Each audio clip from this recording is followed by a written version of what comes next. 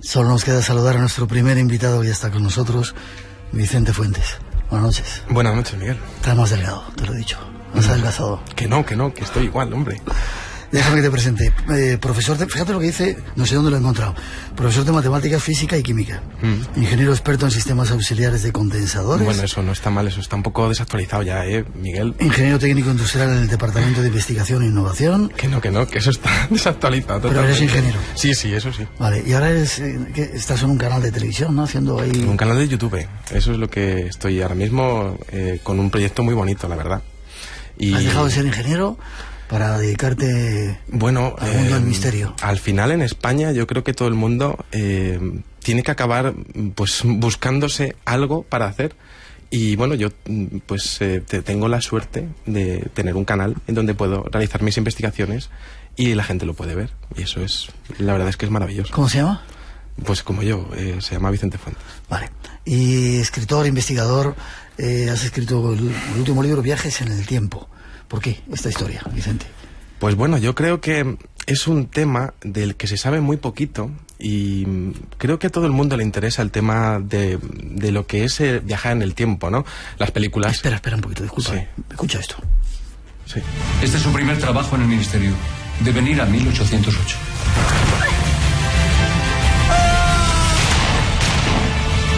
Una nueva misión nos espera. Nuestro secreto es este ministerio. Debe ser algo muy de actualidad porque eso del tiempo me refiero, porque fíjate, hasta en nuestra casa, Televisión Española, hacer una serie de tremendo éxito que se llama Ministerio del Tiempo. Claro, ¿no? si es que es lo que te estaba comentando, que es que, claro, hay mucho interés cuando aparecen, pues, como películas como Regreso al Futuro, ¿no? Películas independientes como Primer, que se estrenó en el año 2004, que me parece fantástica. También la serie del Ministerio del Tiempo. Yo creo que hay algo en el ser humano que viene además de antiguo, porque ya Platón, Aristóteles ya hablaban de lo que es la realidad y sobre todo lo que no sabemos de la realidad, lo que no entendemos de la existencia, lo que hacemos en este mundo y quién es realmente el ser humano. Y yo creo que es algo que realmente como que conecta muchísimo con algo que no conocemos y que necesitamos saber. Y claro, es muy curioso porque dentro de los estudios que yo realizo sobre ovnis, sobre fenómenos paranormales, pues muchas veces me he encontrado con personas que dicen que tienen tiempos perdidos en algunas de estas experiencias. Entonces empecé a indagar un poco en el tema. Y lo que me he encontrado es algo impresionante. Es un fenómeno muy desconocido que se llama el fenómeno de los deslizamientos del tiempo. Básicamente estamos hablando de personas que se encuentran en un momento dado, en un lugar determinado, y en un abrir y cerrar de ojos se encuentran que están en un tiempo pasado en el mismo lugar. ¿Pasado? Sí, efectivamente. Sobre todo conectando la década de los años 50. Esto es muy curioso porque son personas además de diferentes lugares del mundo que no se conocen y que además no ganan nada a la hora de comentar esto. Y es muy curioso porque son vivencias.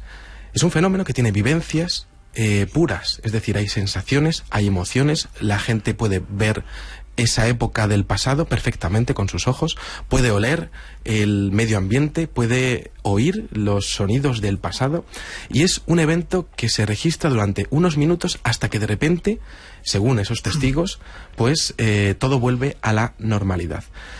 Es muy profundo porque estamos hablando de que nosotros estamos viviendo en la cuarta dimensión, el tiempo, tenemos las tres dimensiones, ¿no? Lo que serían los tres ejes, los tres, exactamente, pero vivimos en el tiempo y claro, muchas veces pues como que lo tenemos como completamente natural, ¿no? Pero yo me pregunto, ¿y si el tiempo tuviera fallos? ¿Y si nosotros estuviésemos dentro de esos fallos? Ahí está un poco el leitmotiv de este libro. Ya. Y el otro día lo comentaba con algunos compañeros aquí, ¿no te pasa el tiempo demasiado rápido últimamente? Es como si todo se hubiera acelerado a una velocidad casi de la luz. Es que eso es espectacular. Yo creo que le pasa a todo el mundo, que mira para atrás y se te han pasado muchos años muy seguidos, ¿no? Y muy rápido. En cambio, pues parece que esta semana se nos está haciendo eterna. Es decir, la percepción del tiempo del ser humano es completamente subjetiva. Y eso ocurre porque nuestro cerebro como que realmente no llega a entender qué es lo que es el paso de esta dimensión, el paso del tiempo. Sí que podemos medirlo, tenemos nuestros relojes, tenemos nuestro calendario, pero vivimos en algo que realmente a nivel físico no llegamos a entender. Y a mí lo que más me asombra es que la percepción, ¿no?, es un pilar básico para explicar lo que está ocurriendo con este fenómeno, que por cierto viene de antaño, porque aparecen casos en todas las civilizaciones de la Tierra. Y además aparecen personas de diferentes ámbitos, es decir, personas con mayor coeficiente o menor coeficiente intelectual, personas de diferentes rangos sociales, incluso con diferentes motivaciones y creencias. Y resulta que me encuentro con arquetipos completamente diferentes que comentan exactamente lo mismo. Y además, y ahora si quieres profundizamos un poco en el tema, comentando lo que serían patrones determinados como la formación de nieblas alrededor de los eventos, que puede parecer muy fantástico, pero que realmente pues se producen en una gran cantidad de casos. Y claro, estamos hablando de que encima esto podría tener un refrendo en lo que sería la física convencional. Sería un paso más allá dentro de la física. Misterios en el tiempo, viajes en el tiempo es nuestro argumento esta noche. Decías, Vicente, que incluso la física ya está tratando de explicar un poco todo este tipo de cosas. ¿Hay teorías que explican esos viajes en el tiempo o la posibilidad de hacerlo? Hombre, ya la teoría de la relatividad de Einstein habla de lo que sería la dilatación del tiempo. E incluso pues se conoce, y esto también se ve, por ejemplo, en películas como Interestelar, que conforme más rápido vamos, el tiempo se ralentiza. Esto es muy curioso porque a nivel usuario podemos decir, cuando vamos en un coche a 60 kilómetros por hora, pues resulta que el tiempo infinitesimalmente va más despacio dentro del coche que fuera, porque vamos a una velocidad determinada. O, por ejemplo, si viviésemos alrededor de 70 años en lo alto del Empire State, por una cuestión de altura, estamos hablando de que el tiempo depende de la velocidad y también de la gravedad, por tanto... ¿De la gravedad también? Exactamente, por tanto, cuando estamos en un edificio de altura, pues tenemos una gravedad diferente, infinitesimalmente diferente, pero ocurre, pues allí el tiempo también se ralentizaría. Por ejemplo, cuando estamos viendo pues un paso de un reloj, y tenemos que hablar de un reloj atómico en las pirámides de Egipto, vemos que las grandes moles también ralentizan el tiempo. Y esto es muy desconocido, pero realmente ocurre así.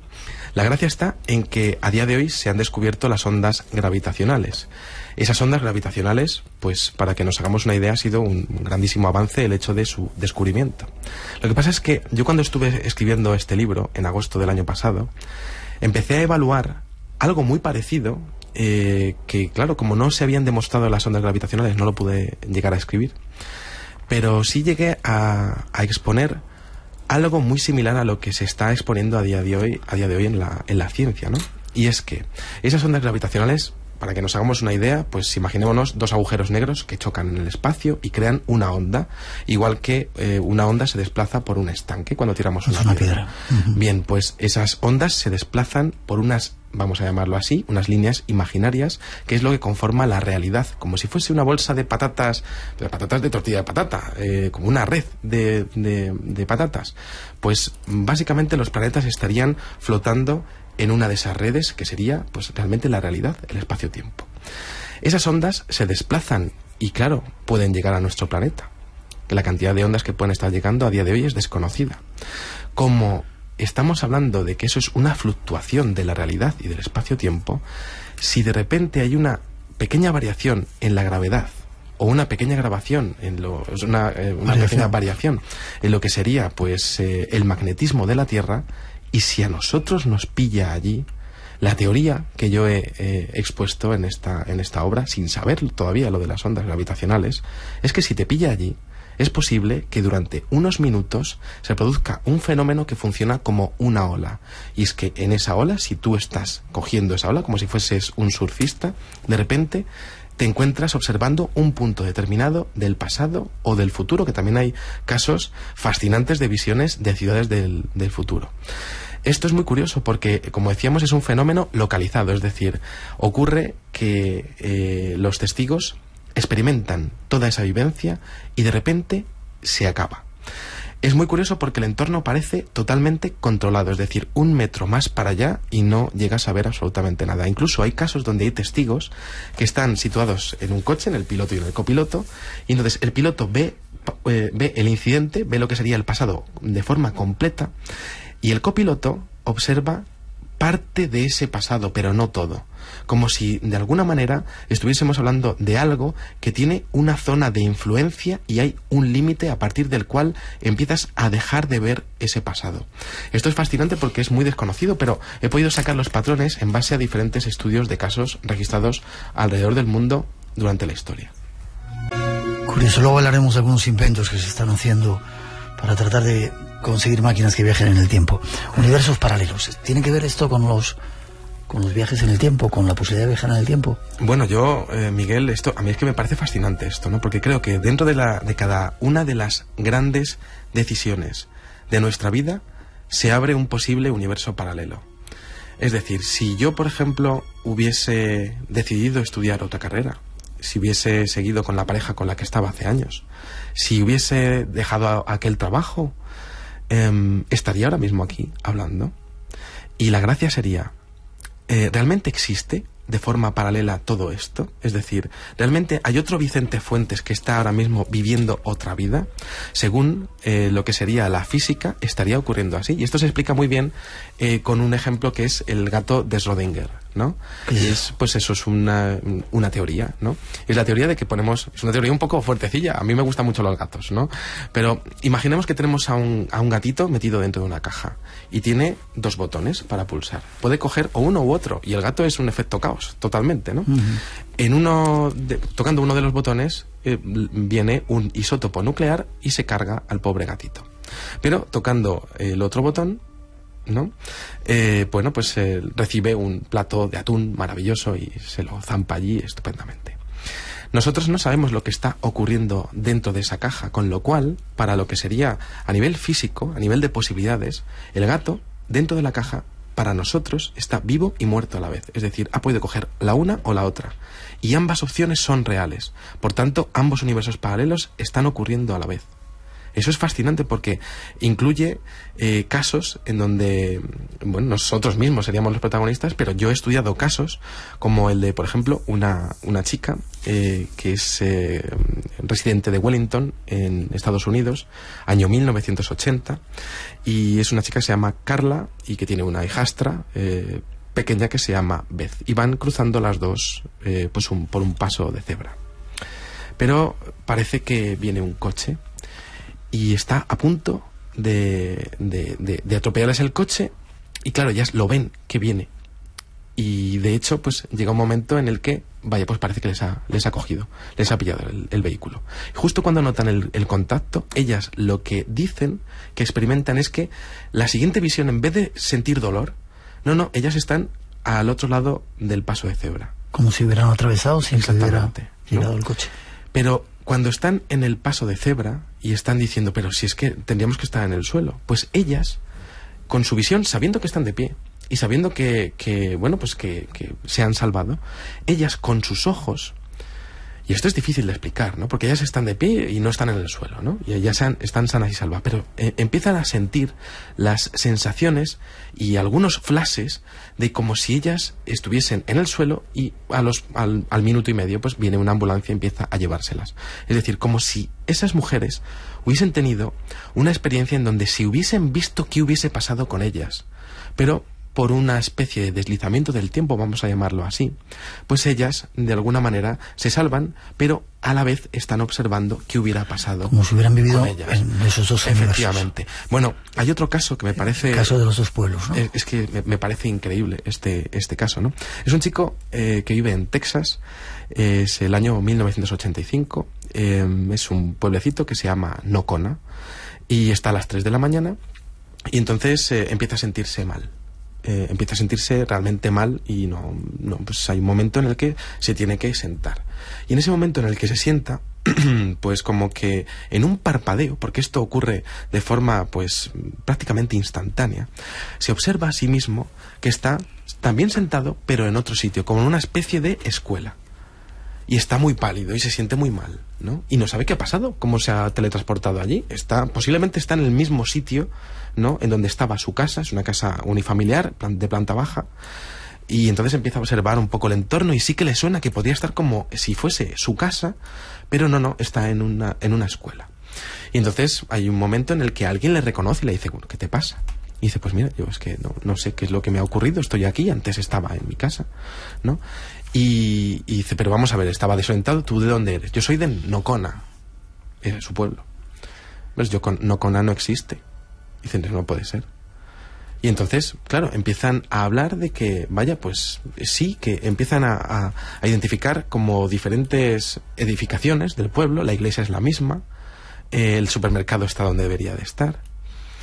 De hecho, hay familias que empiezan a hablar, él empieza a hablar con ese amigo que él no tenía antes y empieza a decir, bueno, pues resulta que esta familia, sí, se llama Gwendolyn y el marido se llama Brad y tienen un hijo, ¿no? Y dice, no, pues en mi mundo no tienen ningún hijo. Él quería, lo sabía todo el pueblo, él quería tener un hijo, pero la mujer no quería. Y entonces él le dice al amigo, no, pues la mujer al final, aquí, pues por supuesto que se impuso. Entonces salen para afuera y empiezan a observar que la mascota del instituto es diferente. Y que de hecho ellos están en un pueblo que se llama Yancy, ¿no? Entonces, claro, es bastante curioso porque eso no entra en los planes de todo esto. Hay un momento en el que el chico se va para casa, a la casa del amigo, ¿no? Y entonces vuelve a sentirse muy mal y se despierta en su casa, en la casa original de Nocona, a las 11 de la mañana. Pero dentro de ese universo paralelo habían pasado solamente 1 hora y media. Se despierta con una pérdida de tiempo de 8 horas. Resulta que este chico empieza a indagar un poco en la historia y se da cuenta de que su pueblo se llama Nocona porque hubo un momento en el que se tenían que construir una serie de ferrocarriles en unas proximidades de lo que sería esa localidad. Y hubo unos señores que se negaron a que aquello, pues efectivamente, pues se llamase, que pasase por allí las vías del tren, en sus terrenos. En su universo, pues esos señores no dejaron que aquellas vías pasaran por allí, entonces se creó Nocona y otro pueblo. Pero en el universo en el que él accedió, resulta que aquellos señores sí que habrían dejado pasar las vías y entonces habría un pueblo que se llama Yancy. Qué curioso. 2:32, 1:32 en las Islas Canarias. Muchas preguntas está suscitando, Vicente, este asunto. Preguntan los oyentes que si cuando hablas de que ven un hecho de otro tiempo, ¿te refieres a que solo lo ven o también podrían interactuar en ese otro tiempo? Yo tengo casos, y de hecho lo vamos a comentar después, hay casos en donde los testigos llegan a interaccionar con la gente, llegan a hablar con ellos, llegan incluso a pasar una noche, y es un caso que tengo en el libro que se llama Una noche en el limbo, de un matrimonio, que llega a pasar una noche en otra época, incluso. Es fascinante, luego lo comentamos, ¿no? Pero sí, de hecho, y además los testigos de esa época parece que a ellos también les ven. Y es fascinante porque algunas veces eso suscita una total sorpresa, porque es como si esa gente que estuviese en el pasado hubiese visto como alguien se apareciera de repente. Y para ellos quizá eran prácticamente un fantasma, porque aparecen, se tiran un rato pululando por ahí con extrañas vestimentas futuristas para ellos y luego desaparece. Eso es así. Luego te cuento una historia. Me acabas de recordar. El déjà vu, preguntan también por ello. ¿Qué es eso? ¿Puede ser un viaje en el tiempo? Bueno, vamos a ver. A mí me ocurre. Y yo creo que a todos los que estamos en la sala, creo que nos ha pasado alguna vez. Y seguramente a los oyentes también les haya pasado, ¿no? Muchas veces, ¿no? Esto es muy curioso porque el déjà vu se explica como si estuvieses viendo o sintiendo incluso, o oyendo también, ¿no? A mí me pasa con perspectiva de visión y de audio, vídeo, podemos llamarlo así, como si estuvieses viendo una parte del futuro, ¿no? Y básicamente como si estuviésemos en un momento en el que decir, yo esto ya lo he vivido, ¿no? Bien, pues hay una teoría que se llama la teoría del desdoblamiento del tiempo, de un hombre que se llama Jean-Pierre Gagnier-Mallet, francés, un físico, que de hecho con esta teoría pues llega a prever la entrada de diferentes asteroides en el sistema solar, es decir, una teoría reconocida por la física. Bueno, pues este señor lo que dice es que nosotros cuando nos vamos a dormir resulta que recibimos la información de todos los posibles universos paralelos que tenemos, en donde pululamos y en donde hacemos diferentes cosas, y que de alguna manera cuando estamos a punto de dormirnos, en ese momento de duermevela, en esos minutos, 2 minutos que estamos ya casi a punto de caer y quedarnos fritos, pues parece que las otras versiones de nosotros de alguna manera se comunican a nivel de subconsciente con lo que somos. Entonces, esas comunicaciones serían porque esas versiones de nosotros ya han vivido todas las opciones posibles y nos estarían diciendo cuál sería la correcta. El déjà vu o déjà vu, pues entraría dentro de la categoría de esas posibles comunicaciones. Esto parece muy de ciencia ficción, pero estamos hablando de una teoría física aceptada a día de hoy y siendo estudiada por algunos de los mejores equipos de investigación del mundo.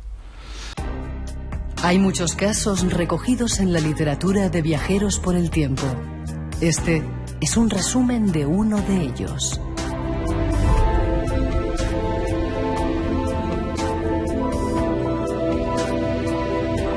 Un soleado sábado por la tarde, en julio de 1996, Frank y su esposa Carol estaban visitando el área de Wall Street en Liverpool para hacer algunas compras. En la estación central, la pareja se separó. Carol fue a la librería Dillons y Frank fue a HMV para buscar un CD que quería adquirir.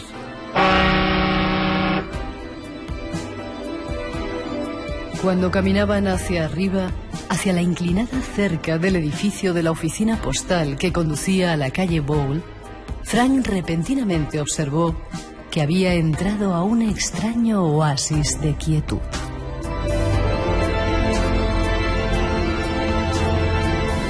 Demasiado silencio. Es como si el mundo de repente se hubiera detenido en menos de un segundo. No sabe qué está pasando. De pronto algo perturba esa impresionante burbuja. Parece el motor de una camioneta. Efectivamente, un pequeño furgón que parece fabricado en la década de los 40 irrumpe en la escena, acelerando cerca de su posición, con un conductor sacando la cabeza por la ventanilla y tocando el claxon como un energúmeno. Ha estado a punto de atropellar al bueno de Frank. Aquella acera por la que andaba antes, ahora no existe. Cariacontecido y sorprendido a la vez, el testigo mira de lejos el nombre de la empresa que anuncia la carrocería de la furgoneta. Kaplan's. Extraño. No le suena de nada. El protagonista mira con detenimiento el entorno y observa otra cosa que no encaja.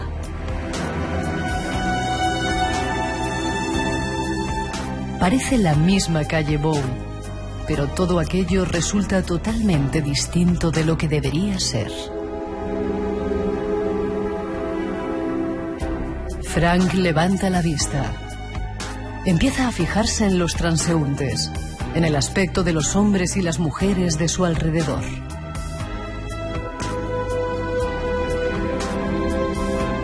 Todos van vestidos con trajes de los años 40, gabardinas y sombreros, trajes largos y pequeños tocados en ellas, chiquillos vendiendo periódicos a lo lejos. ¿Qué ha ocurrido? ¿Ha cambiado de tiempo?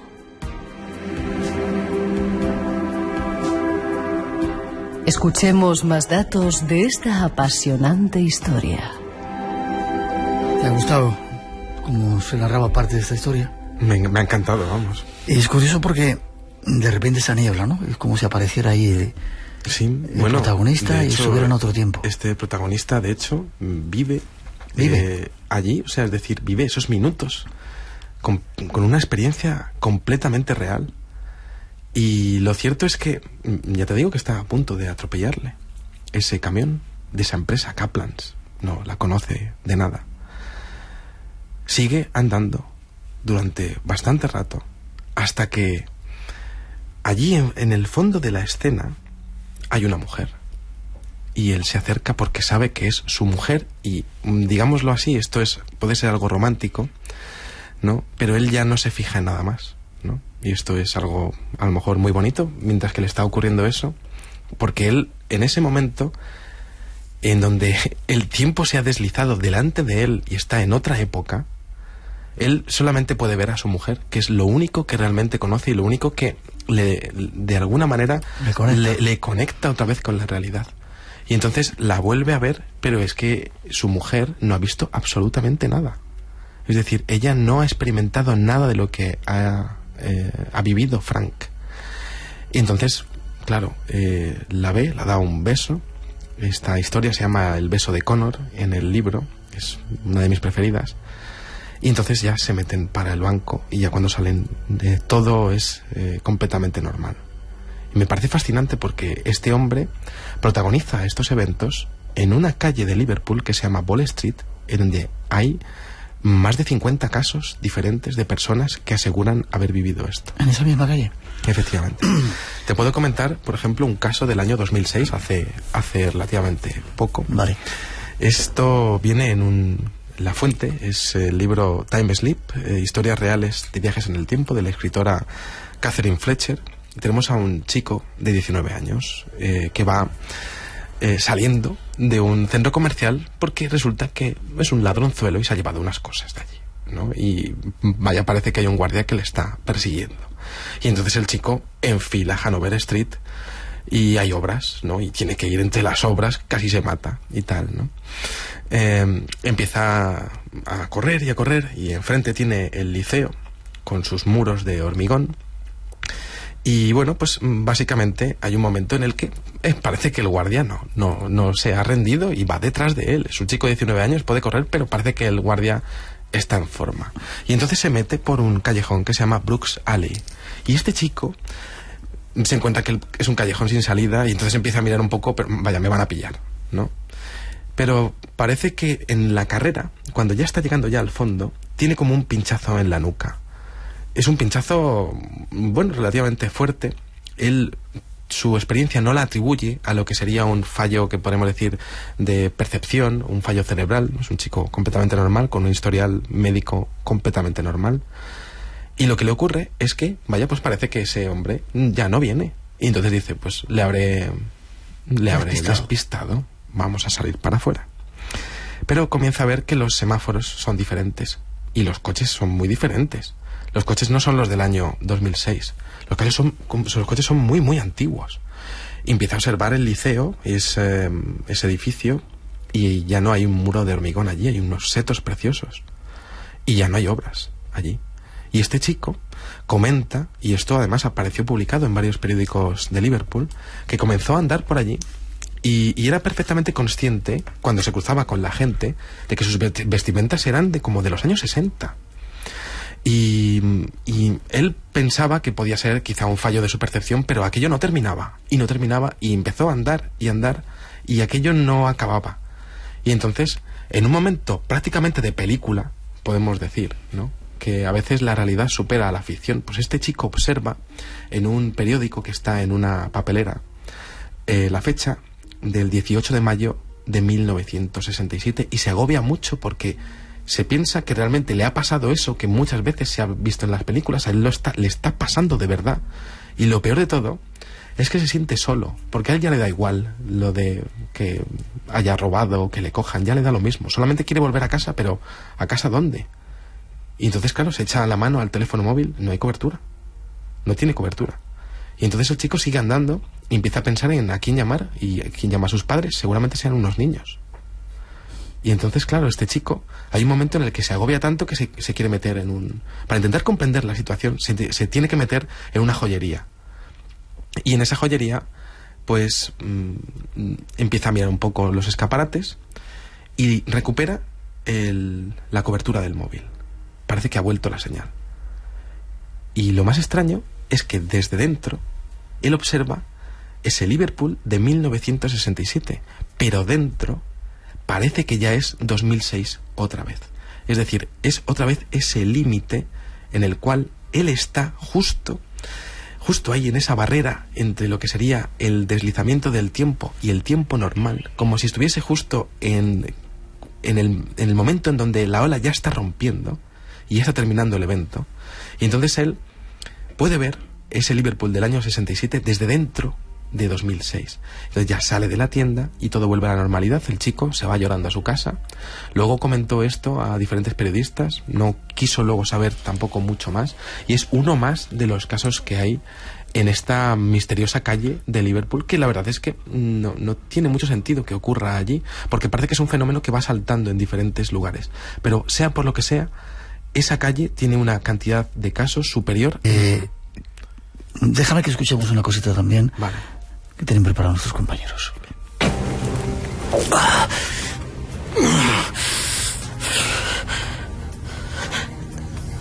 ¿Dónde me encuentro? ¿Qué es este lugar? ¿O esas Mercedes? ¿Y esas vestimentas? Sin duda, esto debe tratarse de un sueño. Así es. Un sueño premonitorio. Acompáñanos, don Miguel. Queremos mostraros algo.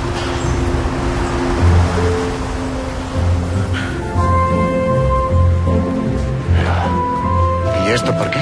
Porque sois vos. No os merecéis menos. Vuestra novela es la más importante de la historia de la humanidad. No puede ser. Y sin embargo lo es. Venid. Os mostraremos por qué al castellano se le conoce como la lengua de Cervantes en todo el mundo. El mundo entero conocerá mi obra. El mundo entero la admirará. Es la obra más traducida después de la Biblia. Un fragmento del Ministerio del Tiempo otra vez, en este caso Cervantes, que aparece en nuestro tiempo. Parece ciencia ficción, pero según todo hay muchos más casos. Déjame que sea un poquito crítico. ¿No será un fallo de la percepción que tienen los testigos, que de repente pierden la conciencia espacio-temporal y solamente lo están viendo en su mente y no realmente está ocurriendo el viaje en el tiempo? Hombre, la verdad es que cuando uno se pone a investigar este tema, ¿no?, puede pensar que quizá los testigos están zumbados. Claro, sean muy imaginativos, ¿no? Claro. Lo que pasa es que estamos hablando de un enigma que tiene un recorrido histórico muy grande y hay casos en diferentes siglos. Y lo curioso es que, bueno, nosotros le podemos echar toda la imaginación que queramos, pero hay detalles que no se pueden saber. Por ejemplo, hay un incidente de una mujer de los años 50 que está en una zona del Reino Unido que se llama Nextansmer y se le cala el coche. Muchos casos, de hecho, tienen que ver también con testigos que parece que tienen un problema mecánico con el coche. Y esto lo hemos visto también en el tema del fenómeno OVNI, que por cierto tiene otra vertiente en el tema de los deslizamientos del tiempo, que es muy clara. Hay como dos vertientes: la vertiente natural y la vertiente del fenómeno OVNI, ¿no? Bueno, pues esta mujer dice, bueno, pues me tengo que ir para casa. Estaba más o menos cerca, unos 8 kilómetros campo a través. Empieza a atravesar todo aquello. Va con 8 kilómetros, una tiradita. Sí, además hacía mucho frío. Decía la mujer que iba congeladita, la pobre, ¿no? Iba con su perrillo en la mano. Bien. Entonces hay un momento en el que empieza a observar una gran explanada y ya está a cierta altura. Y observa como una serie de luces como de fuego. Y van en fila. Y es de noche, completamente cerrada, y observa como unos bultos en el suelo. Entonces la mujer se piensa que deben de ser como villanos, bandidos, ¿no?, que vienen a por ella, o quién sabe qué estarían haciendo, ¿no? Pero no, parece que van muy despacio y parece que de hecho van como cantando. Entonces no sabe muy bien qué es lo que está ocurriendo, pero se queda allí a contemplar la escena y deja al perrillo en el suelo, y el perrillo también está mirando allí. Es decir, el perrillo no está mirando cualquier otro, parece que lo está viendo también.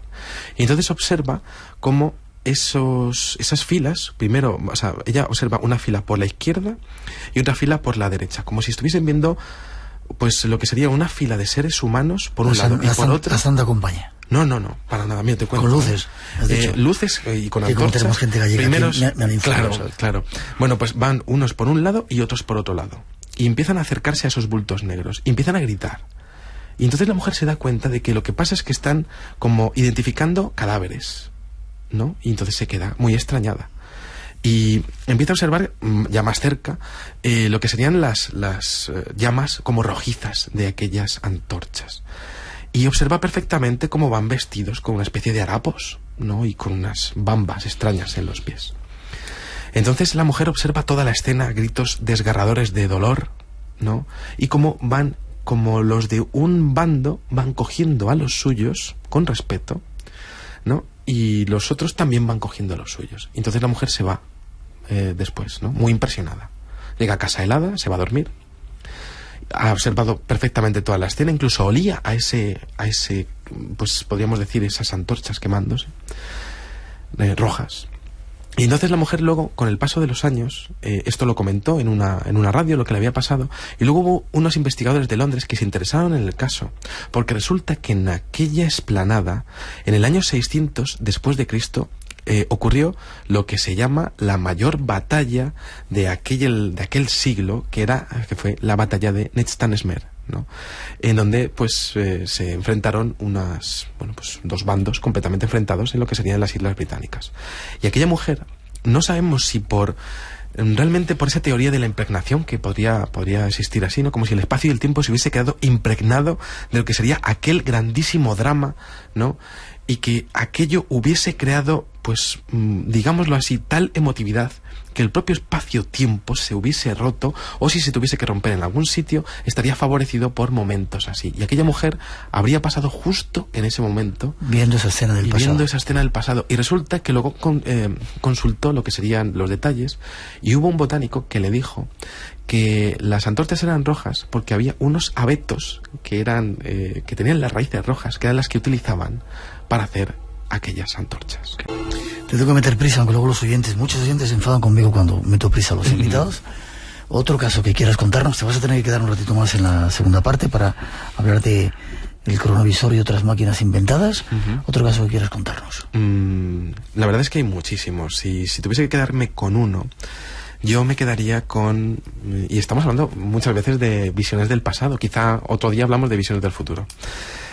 Año 1984, una mujer que vamos a llamar Melissa, porque es un seudónimo, no quiso dar sus datos. ¿En España o...? Estamos hablando de Bold Street otra vez. Otra vez, ya. ¿Vale? En Liverpool. Y es una terracita a la que esta mujer va a tener su momento maravilloso y perfecto del lunch británico, es decir, un momentillo de las 12 de la mañana, tomarte un sándwich con tu libro y que nadie me moleste. Está enfrente de la librería Waterstones y se sienta. Hay bastante holgorio, es una calle céntrica y con bastante vida. Una luz espectacular, hace muy buen día.